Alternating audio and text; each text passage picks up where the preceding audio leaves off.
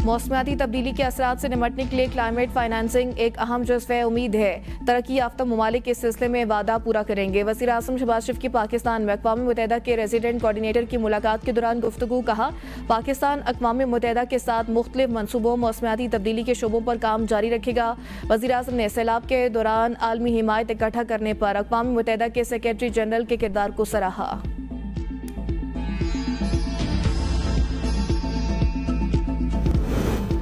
वज़ीर ख़जाना मोहम्मद औरंगज़ेब से IFC के मैनेजिंग डायरेक्टर की मुलाकात। पाकिस्तान की इक़्तिसादी तरक्की के लिए ताउन पर इत्तेफाक। IFC वफ़द में इलाकाई नायब सदर, कंट्री डायरेक्टर और दीगर आला ओहदेदारान शामिल थे। IMF के सरबराह ने पाकिस्तान की मुआशी पेशरफ्त को सराहा। ज़र इनकम टैक्स, पेंशन इस्लाहात और हुकूमती इदारों की तश्कील नौ पर ब्रीफिंग दी गई। वज़ीर ख़जाना कहते हैं, हुकूमत ने गोदामों को सनत का दर्जा दे दिया। पब्लिक प्राइवेट पार्टनरशिप को फ़रोग दिया जाएगा। निजी शोबा सरमायाकारी और बरामदात में कलीदी किरदार अदा करेगा। कच्चे केनाल मंसूबे की तकमील जल्द मुकम्मल की जाएगी। किसानों को सहूलियात देकर ज़राअत को तरक्की की जानिब ले जा रहे हैं। वज़ीर आला बलोचिस्तान सरफराज बुगटी का तकरीब से खिताब। कहा, बलोचिस्तान की तरक्की के लिए वफाकी हुकूमत के ताउन को सराहते हैं। कच्चे केनाल से इलाके में ज़रूरी इनकलाब आएगा। अवामी मसाइल के हल के लिए तमाम वसाइल बरूए कार लाएंगे। PTI की हुकूमत में इस मनसूबे पर तवज्जो नहीं दी गई। सुई में मुआहिदा करने का मकसद पैगाम देना है कि अवामी फलाह को यकीनी बनाएंगे। सरफराज बुगटी का मजीद कहना था कि सरदारों की तरह आम आदमी के बच्चों को आगे बढ़ने के मौके देंगे। मेरिट को यकीनी बनाते हुए नौजवानों को रोजगार देंगे।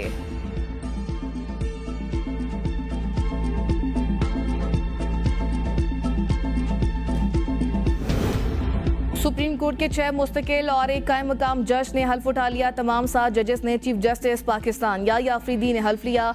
Justice Aamir Farooq, justice Ishtiaq Ibrahim, justice Shakeel Ahmed, justice Shafi Siddiqui, justice Salahuddin Panhwar और जस्टिस हाशिम काकड़ ने हल्फ उठाया। चीफ जस्टिस याह्या अफरीदी ने जस्टिस मियां गुल हसन औरंगजेब से कायम मकाम जज के ओहदे का हल्फ लिया। सिंध और पेशावर हाई कोर्ट्स के कायम मकाम चीफ जस्टिस ने भी हल्फ उठा लिया। गवर्नर सिंध कामरान रिसोरी ने कायम मकाम चीफ जस्टिस मोहम्मद जुनैद गफ्फार से हल्फ लिया। गवर्नर खैबर पख्तूनख्वा फैसल करीम कुंडी ने जस्टिस SM अतीक शाह से कायम मकाम chief justice Peshawar high court का हल्फ लिया। तकरीब में वज़ीर आला खैबर पख्तूनख्वा अली अमीन गंडापुर भी शरीक थे। गवर्नर बलोचिस्तान जाफिर खान मंदोखेल ने जस्टिस मोहम्मद एजाज सवाती से कायम मकाम चीफ जस्टिस का हल्फ लिया। जस्टिस सरफराज डोगर ने इस्लामाबाद हाई कोर्ट के कायम मकाम चीफ जस्टिस का हल्फ उठा लिया। हल्फ बर्दारी की तकरीब ऐवान सदर में हुई। सदर मुमलिकत आसिफ अली जरदारी ने जस्टिस सरफराज डोगर से हल्फ लिया।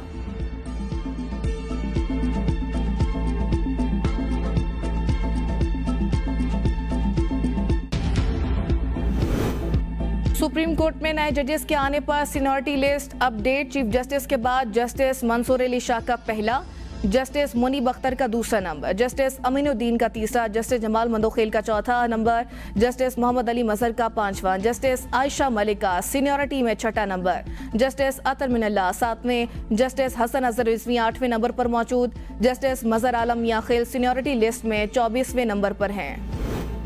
किसी से कोई जाती इख्तलाफात नहीं, कुछ गलत किया ही नहीं तो रेफरेंस का डर कैसा। जस्टिस मंसूर अली शाह की सुप्रीम कोर्ट में जजेस की हलबर्दारी की तकरीब के बाद सहाफियों से गैर रस्मी गुफ्तगू। कहा, हुकूमत ने रेफरेंस लाना है तो ले आए, मुकाबला करेंगे, मैदान किसी सूरत नहीं छोड़ेंगे।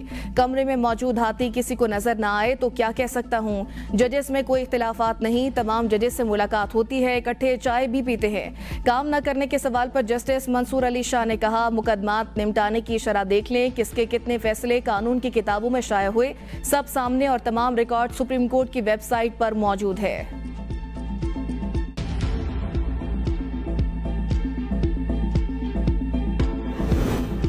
इस्लामाबाद में जजेस की सीनियरिटी के मामले में सियासत की बू आ रही है। PTI रहनुमा सेनेटर अली जफर का सेनेट में इज़हार ख्याल। कहा, 26वीं आईनी तरमीम में भी खराबियां हैं। पाकिस्तान में नफरत के तूफान बरपा है। हुकूमत ने लोगों से पुरअमन एहतजाज का हक भी छीन लिया।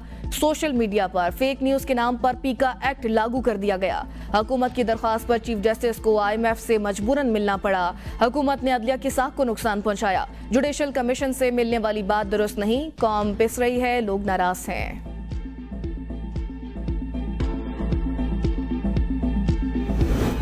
अगर चोर कोतवाल को खत लिखे तो कोतवाल उसका जवाब नहीं देते। तलाल चौधरी के ABN से गुफ्तगू, खत लिखकर एक नफरत का बयानिया बनाने की कोशिश की जा रही है।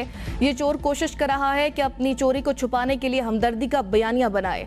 हकीकत यह है कि ये चोर है और चोर की सजा उन्हें मिल रही है।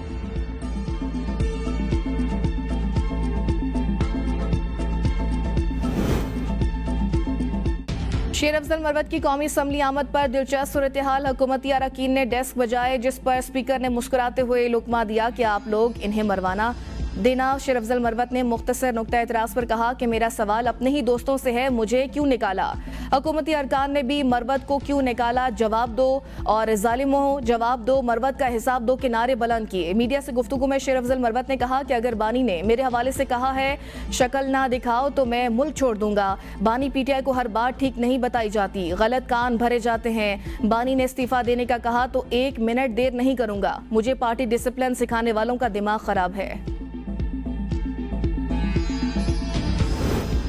PTI में क्या हो रहा, गवर्नर पख्तूनख्वा का वज़ीर आला से मुलाकात के दौरान मजाक में सवाल। फैसल करीम कुन्नी ने कहा शेर अफजल मरवत को भी निकाल दिया, उनसे हमदर्दी है।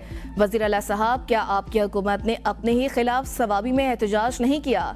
वज़ीर आला खैबर पख्तूनख्वा अली गंडापुर गैर मामूली तौर पर मुस्कुराते रहे। मुलाकात 10 मिनट तक जारी रही।